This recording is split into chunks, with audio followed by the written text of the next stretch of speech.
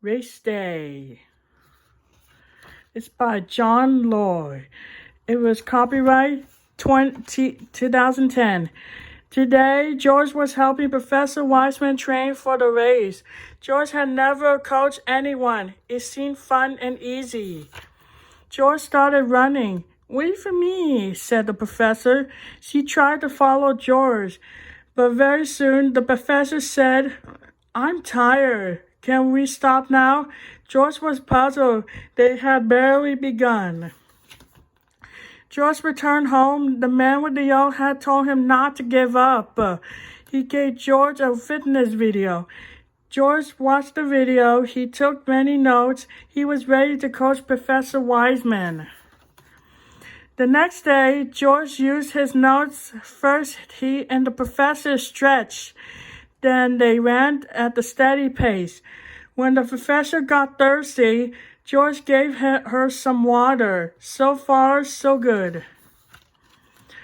But Professor Wiseman thought running was boring. "I should get back to the museum," she said. George did not understand. Running was so much fun. He was curious. Could he make running fun for the professor? The next day, they ran to the Ferris wheel. "The museum looks so small from up here," said the professor. Then they ran to more of his favorite places. They ran to the puppet show and the zoo to see the elephants. They even ran with balloons. One day, the professor outran George. She was ready for the race. On race day, George and the man went to the park. There were so many people there. Runners, take your marks. The whistle blew, and the runners took off. George watched the professor as she ran. It looked like she was having fun. George wanted to see the professor cross the finish line. Suddenly, she stopped running. George was confused.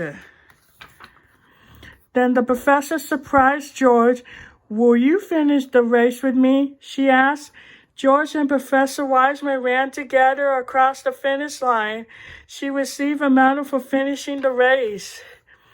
The professor thanked George for making exercise fun. She had another surprise for George. She wanted him to have her medal. The end.